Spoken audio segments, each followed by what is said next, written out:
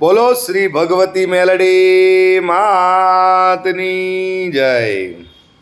કહેવામાં આવ્યું છે ભાઈ કે મને મુશ્કેલ જ્યારે પડે ત્યારે તને યાદ કરું.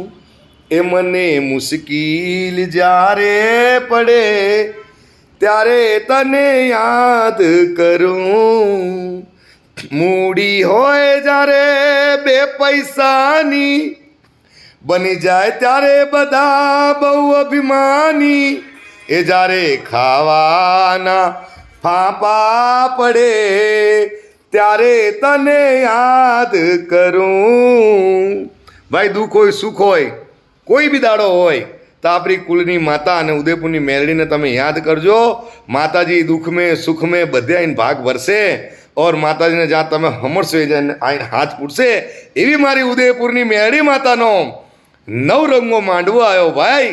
આ નવરંગી માંડવામાં મારી ઉદયપુરની મેલડીના 14 ચમત્કારી રૂપે આવેલા ચંદ્રમા और માતાજીનો લીલુડો માંડવો और माँ हिंगलाज माताजी જે પાકિસ્તાન में विराजित છે એ हिंगलाज માતાજીનો ભાઈ જોત આવવાની છે ભાઈ.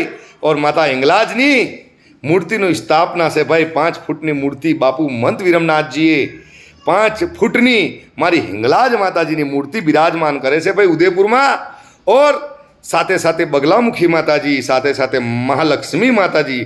આ શુક્રવારનો દાડો છે ભાઈ ને મહાલક્ષ્મી માતાની પણ આ મૂર્તિ સ્થાપના થવાની છે. તો ભાઈ ઓર 108 કુંડી યજ્ઞ જેનામય ઉદયપુરના મહારાણા પ્રતાપના વંશજ રાજા ધીરાજ વિશ્વરાજસિંહ પધારવાના છે, જેમના હાથે પૂર્ણ આહુતિ કરવામાં આવશે ભાઈ. તો આવા અવસરનો લાવો લેવા મારા સમસ્ત દેવી પૂજક સમાજ મારી નાત મારી નાત કહેવાય છે કે ભાઈ 12 મુખી તો દેવી ને 13 મુખી મારી નાત છે ભાઈ.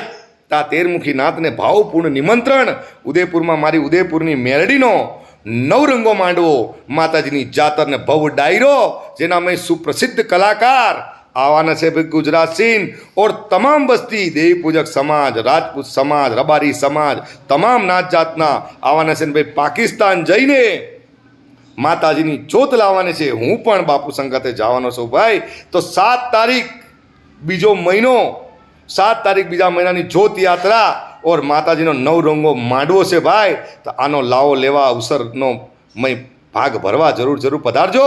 એ મારા દેવી પૂજક સમાજ તમારા ધારેલા કામ પૂરા થઈ જશે ને મારી ઉદયપુરની મેલડી તમારું દુઃખ દર્દ બધું મટાઈ ઓર માં લીલા લહેર કરશે ભાઈ. બોલો શ્રી ભગવતી મેલડી માતની જય.